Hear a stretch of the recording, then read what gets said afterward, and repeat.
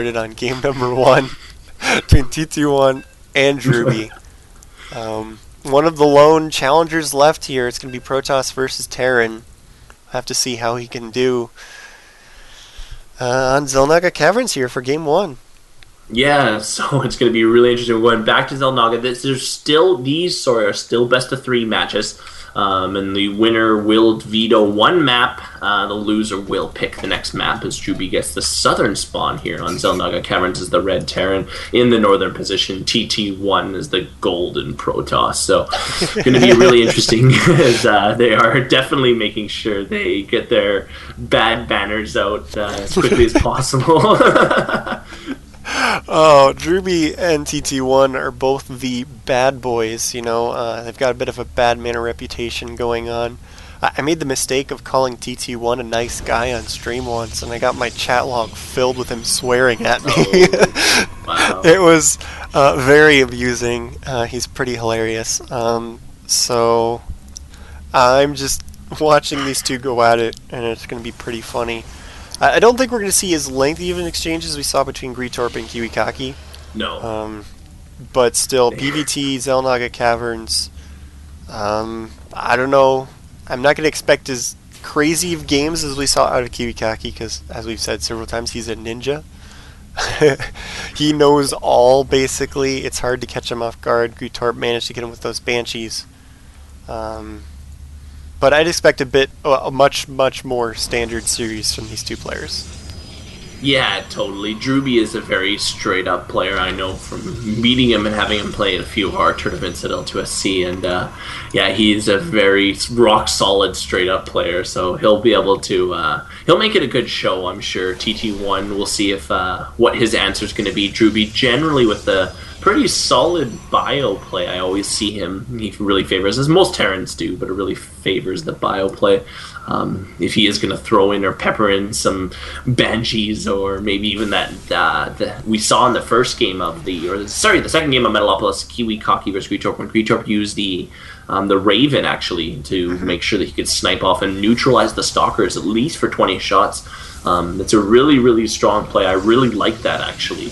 The Raven play now with versus the Protoss. All you got to do is have a couple Marauders, Marines, and then if you're worried about falling behind, pop out 2 Ravens and wait for some point defense drones, and you can really neutralize this Gateway army. So should be interesting to see which way Drewbie goes, as TT1 is getting his second Gateway started pretty early, so Drewbie's going to get a good look at that. Third gate started as well. Drewbie will get a good look at that. So Drewbie knows he's up against at least a 3 gate here, and he can just see the Cyber Core finishing in the back of the base. So yeah. TT1's going to play a little more rush style. Drewbie throwing down a factory, though. Yeah, and one thing we might see from Drewbie, I was a little curious, you know, Greetorp, he got that really quick starport in some of his games, and he never really used the factory. You could see that he just floated it off and just made it hang out somewhere. If you're having trouble with Colossus and, you know, the Vikings just aren't doing it, getting some siege tanks can actually be very good against Colossus, because they're super range and high damage versus armored targets. They're able to outrange the Colossus, and as long as your army's set up in a good position, it's very tough for him to engage, because siege tanks can actually kill a Colossus very quickly. So you won't need quite as many Vikings. You can dedicate more resources to your ground forces, which is one of the problems that Greetorp was having. He just had so many Vikings that he was getting overrun on the ground, even though he was taking out the Colossus. Yeah, absolutely. That's kind of the overreacting thing you hear Day9 talk about all the time on his Newbie Tuesdays. Just making sure you don't overreact. You don't need 16 Vikings to kill, you know, 2 or 3 Colossus. Kiwikaki, mind you, didn't leave it at 2 or 3 Colossus. He had about 6 Colossus, I think, at any given time. So definitely not being friendly about that. As Drewbie is on a bit of a 1-1-1 here. Tech Lab was built by the factory, now swapped onto the starport, and he's going to get Banshees out with Cloak started very early. Bunker at the top of Drewbie's ramp to repel any Stalkers that try to get up there. Stalker Zealot. Robotics started by TT1, so he isn't gonna fall for that. He is gonna get his robotics. Want to get an observer up as quickly as possible. I don't think he didn't see the starport just yet, but Definitely is a good idea, seeing that there's a bunker at the top of the ramp and no other real army sitting around, that Banshees or something cheesy is on the way. Yeah, and one of the dangers here for Drewbie is the fact that, Drewbie's really, really good at that multi-pronged harassment that we saw Greatorp do, where he can attack you on 2, 3, 4 different fronts at the same time. He's really, really good at that, hence the Drewbie drops from back in the beta. Absolutely.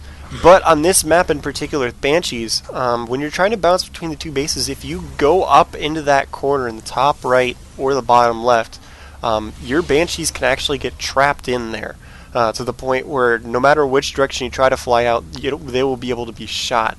So there's not quite as much room on this map for these Banshees to maneuver between the bases like we saw in Metalopolis. So he's going to have to be a little bit more careful with his Banshees here. He does not want to lose the first one or the second one by getting it up into that corner there, as that will set him behind quite a bit. You see he's expanding while he's sending these Banshees out. So he's just going to put some harassment in. Cloak is done, but he's just going to pick away at as many probes as he can before he's forced to cloak. There's the cloak, but there's an observer out already in good position. First Banshee might die!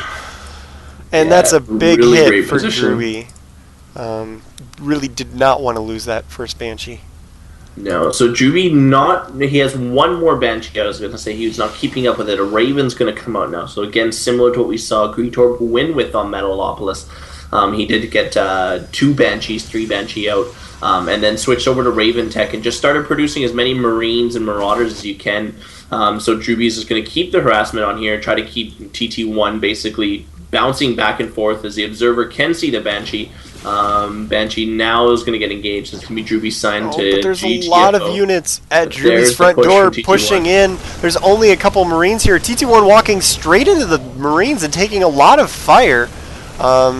He will be able to kill quite a few of them, but he lost a couple units there, possibly unnecessarily. SCV's being pulled very, very quickly by Drewbie, but still, Drewbie just doesn't have enough forces here, and it's only Marines at this point.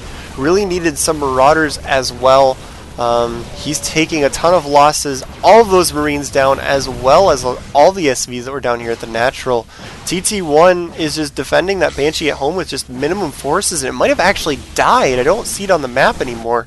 Oh, Banshee's no. just kind of fluttering. Yeah, it is back in the middle of the map. But he will possibly be able to kill this expansion. So Drewbie, like I was saying, the Banshees are just really risky on this map. You're not able to really dominate your opponent as much as you can on Metalopolis by just keeping them out of reach the entire time. So this orbital command does go down, and Drewbie's going to have to struggle. Oh, nope, not even going to try. There's the GG. So good game from Drewbie there. TT1 very, very strong, as you mentioned. Banshee's definitely the weaker point there, as he wasn't able to achieve the harassment that he needed there to keep TT1 down and be able to push back.